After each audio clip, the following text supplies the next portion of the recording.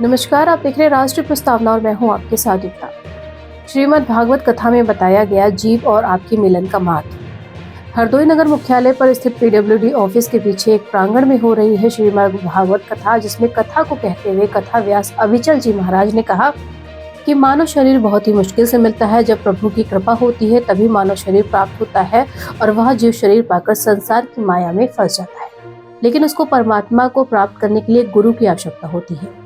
उन्होंने श्रीमद् भागवत कथा के चतुर्थ स्कंद और पंचम स्कंद में आने वाली सभी कथाओं का विस्तार किया और इस अवसर पर कथा यजमान समाज सेवी कोटेदार संघ के अध्यक्ष राजीव सिंह सोमवंशी धर्मपत्नी के साथ कथा में मौजूद थे। साथ ही हजारों भक्तों ने उपस्थित होकर आज की इस कथा में कृष्ण जन्मोत्सव का लाभ उठाया। राष्ट्र प्रस्तावना के लिए हरदोई से ललित कुमार पांडे की रिपोर्ट। जो कि गर्भवती है और जलपान करने के लिए जल की धारा में मुख लगाया ही था, तब तक एक सिंह ने पीछे से दहाड़ लगाया तो ये हिरणी नदी की धारा में कूद गई। मध्य भाग में जाकर के प्रसव हो गया बच्चे का।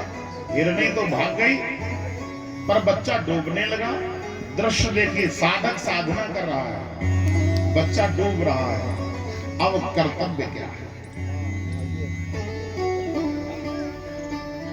साधक साधना कर रहा है और एक बच्चा डूब रहा है, तो कर्तव्य क्या है? इन्होंने माला रख दिया। अष्टादश पुराणेषु व्यासस्य वचन द्वयम् परोपकाराय पुण्याय पापाय परपेति। माला रख दिया, जाकर उस हिरण को बचा करके ले आए। घास फूस इकट्ठी की, आग जलाई, तपवाया। हिरण का बच्चा है, उठकर खड़ा हो गया। अब इनके किनारे परिक्रमा लगाता है। ये दूध पिलाते हैं, घास खिलाते हैं, फल खिलाते हैं और उस धीरे धीरे माला जपते हैं। थोड़ी सी बुद्धि बिगड़ गई। क्या? मन हिरण में लग गया। माला जो 200 हो रही थी वो 20 ही रह गई। आपको पुनः मैं निवेदन करूंगा, प्रेम बहुत अच्छा है पर आसक्ति बुरी है। आसक्ति कभी कभी पुनर्जन्म का कारण बन जाती है। मरने का वक्त आया पर भरत जी का मन उसी में लगा रहा।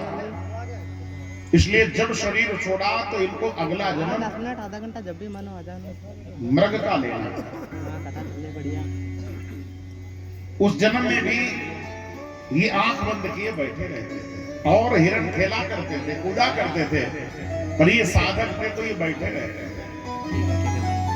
कभी कभी एक गलती से हमारा जन्म बिगड़ जाता है, इसलिए प्रयास करना एक भी गलती हमसे हो ही नहीं, और हो तो गोविंद को समर्पित करना।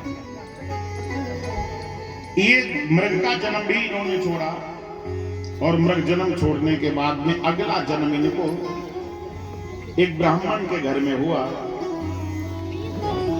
जहां पर भी इनके पूर्व जन्म के संस्कार बने रहे।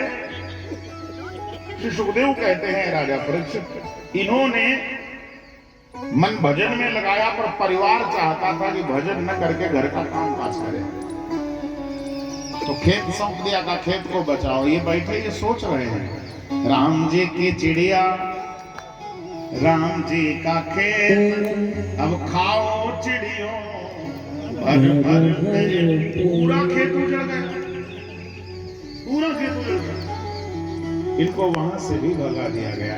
जब भगाया गया तो कुछ लोग पकड़ करके ले गए। भगवान का नाम जाप बहुत अच्छे से करते थे।